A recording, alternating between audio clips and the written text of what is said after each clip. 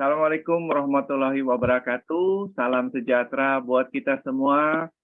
Sahabat-sahabat Gema Kebijaksanaan, dimanapun Anda berada, kita berjumpa kembali malam hari ini. Dan tentunya saya doakan kita selalu dalam keadaan sehat, selalu bahagia, dan selalu penuh berkah. Amin. Ya.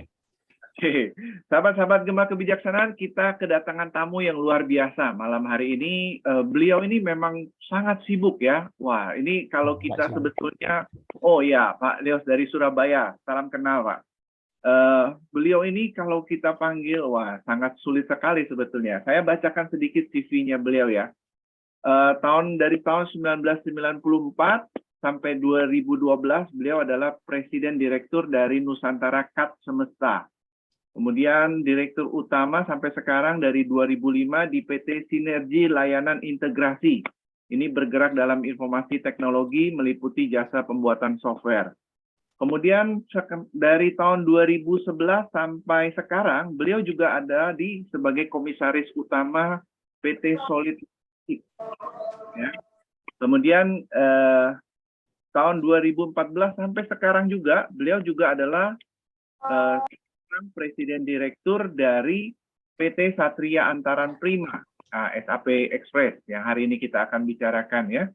Dan Januari 2021 sampai sekarang, beliau juga Presiden Direktur PT Satria Investama Perdana. Wah, bergerak dalam investment.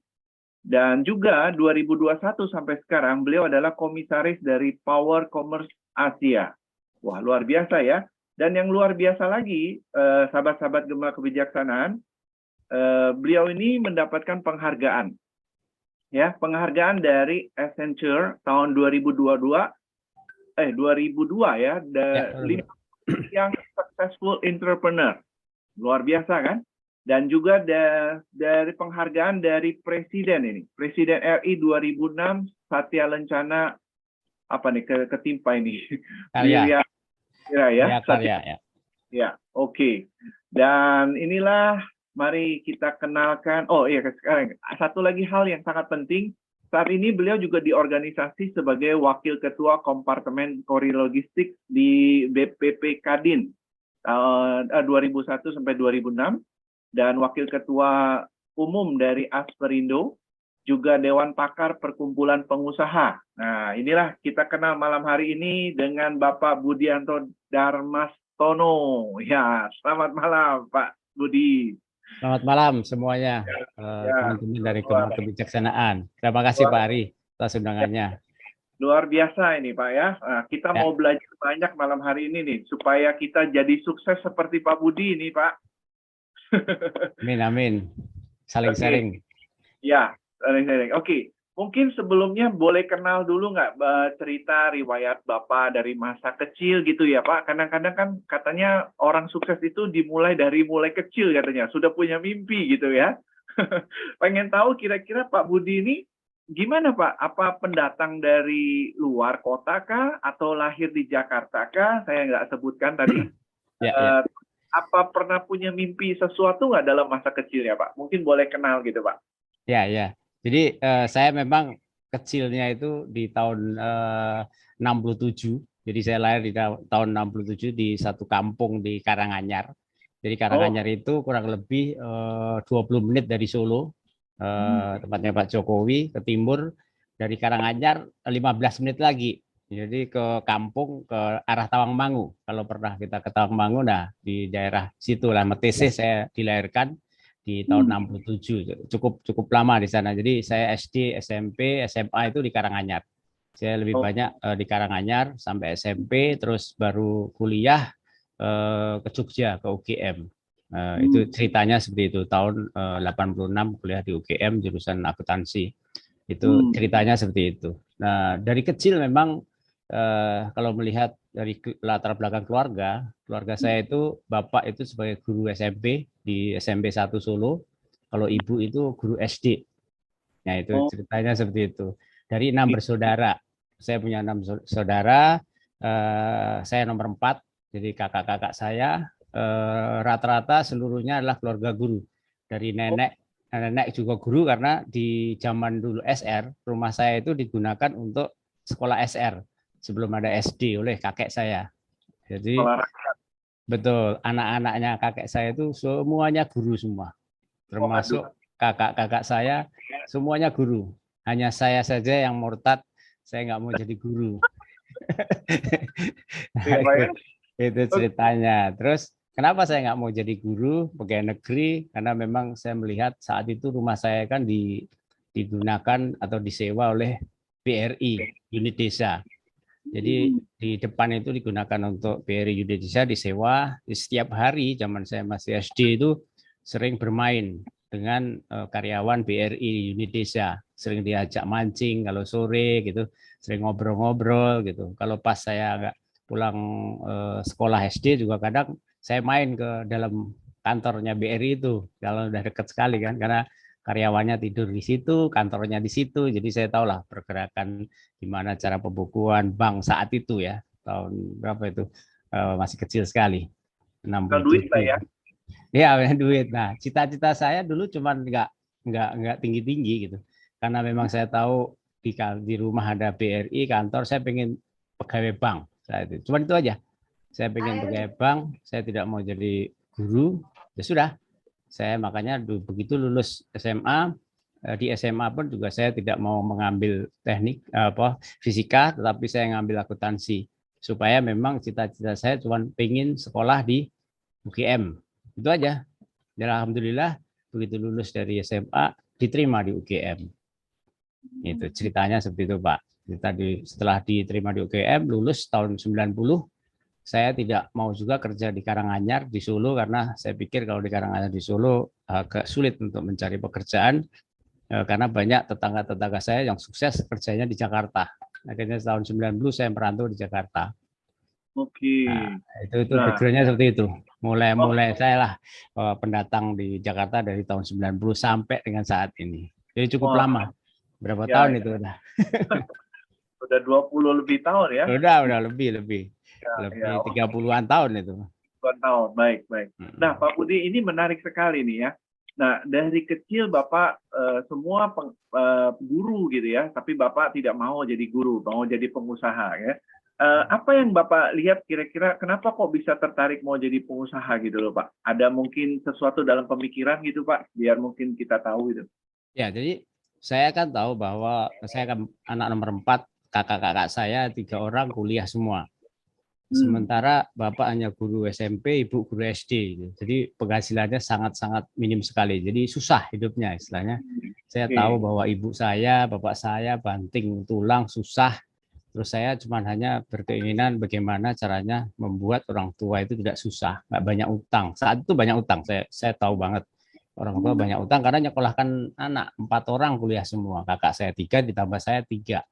Otomatis nggak bisa dong membiayain kuliah semua, banyak utang gitu. Dan sering cerita juga ibu ke saya, terus makanya saya mau sekolah cepat di UGM. Saya ngambil cuma hanya 3 tahun, yaitu di UGM di akuntansi 3 tahun. Saya berpikir wah saya bagaimana harus cepat-cepat membayar utang orang tua saya, makanya saya pengen kerja di bank. Itu ceritanya cuma itu aja Pak, pengen kerja di bank. Dan kebetulan dari 300 mahasiswa saya 10 mahasiswa yang lulusnya tercepat. Saya nggak ngelihat IP, saya nggak peduli, pokoknya gimana caranya paling cepat gitu. Nah itu saya 10 mahasiswa tercepat dan langsung ke Jakarta, langsung kerja gitu loh, dapat pekerjaan langsung saat itu. Jadi cita-cita cuma itu aja gitu. Jadi waktu Bapak sudah dari lulus dari UGM, Bapak udah diterima bekerja itu langsung ke Jakarta Belum, gitu? belum. Saya ngelamar di Jakarta, tapi cuma 1 bulan di Jakarta langsung dapat pekerjaan. Boleh tahu Pak, kira-kira dari awal karirnya Bapak itu apa waktu awal itu Pak? Jadi yang pertama saya masuk di Jakarta di kantor akuntan publik, itu di daerah Senen, tapi nggak lama, cuma 4 bulan saya di sana. Terus saya diajak temen di Diners Club Internasional. Jadi kartu kredit zaman dulu tahun 90 paling top kan Amex sama Diners Club karena Visa Master belum ada. Nah saya diterima di Diners Club Internasional itu.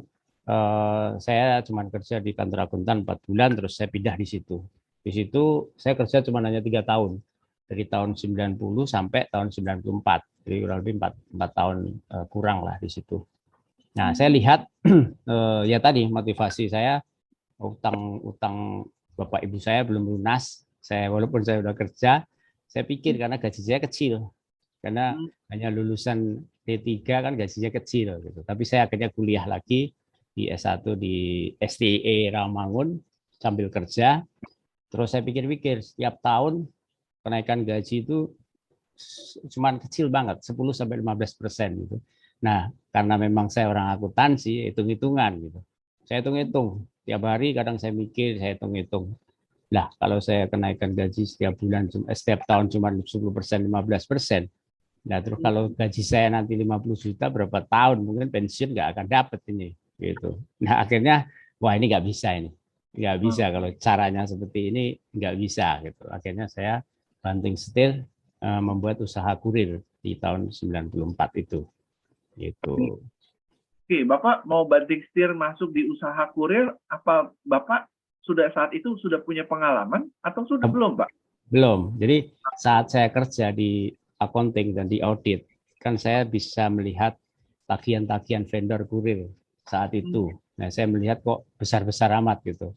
Terus salah satu perusahaan kurir di kala itu namanya FSCC, itu saya kenal sekali dengan pemiliknya dan saya kenal juga sama manajer operation. Nah, cerita-cerita di kantin di kantor sama manajer operation, saya tanya-tanya banyak masalah kurir itu. Terus akhirnya saya coba ajak manajer operation, namanya Ujang. Yang, kamu masuk selamanya mau kerja begini terus, mau nggak kita punya usaha, gabung sama saya yuk, gitu. Kelihatannya ini kerjaannya lumayan ini, invoice-nya setiap bulan gila gede-gede banget gitu. Ini pekerjaan ini kan nggak terlalu sulit gitu. Karena saat itu saya lihat mereka masih manual sekali. Semua ditulis tangan, Sementara saya kan orangnya sistem informasinya cukup mengenal banget gitu. Akhirnya si teman saya yang bekerja di satu perusahaan kurir itu mau saya jadikan direktur operation, gitu, bergabung dengan saya. Akhirnya saya bentuklah perusahaan itu dengan konsep yang berbeda dengan yang lainnya yang masih manual. Jadi masih yang perusahaan-perusahaan lain seperti yang dulu ada LTH, kalau mengenalkan LTH zaman dulu kan ada itu, PT Pos, FSCC itu masih manual semua, belum ada yang menggunakan komputer dalam hal menginput resi atau WIPIL. Nah, akhirnya saya berpikir, wah ini kalau saya buat sistem, saya yakin laku. Akhirnya benar, saya buatin sistem di perusahaan tersebut di NCS. Terus saya tawarkan ke beberapa perusahaan kurir lain, perusahaan perbankan khususnya. Tapi saya belum kerja, saya masih uji coba dulu gitu loh. Tapi saya sebagai marketing, Ujang sebagai operation.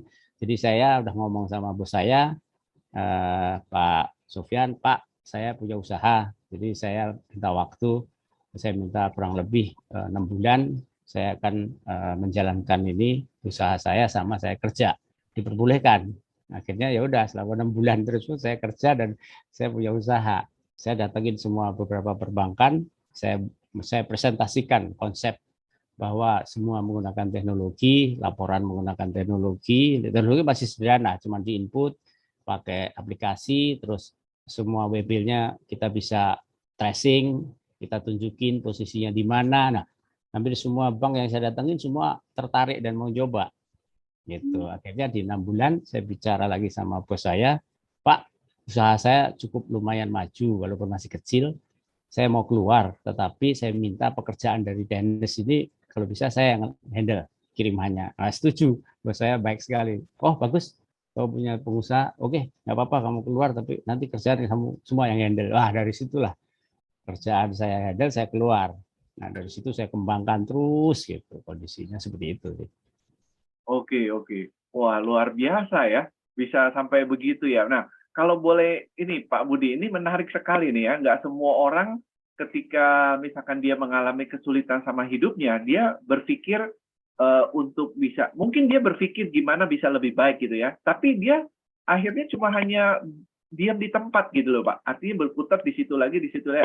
Kadang-kadang cuma bisanya ngeluh begitu ya Pak ya. Nah, Ya, tetapi ya Pak Budi bisa keluar dan berpikir untuk break out of the box gitu ya, dari pengalaman itu. Nah, kira-kira yang mendasari Bapak kok bisa tahu dari sebagai seorang akuntan itu bisnis yang Bapak bisa ambil. Apa tuh Pak kira-kira Pak? Ya intinya kan tadi bahwa saya kan melihat pekerjaan ini kan sebenarnya gampang, nggak terlalu sulit sekali.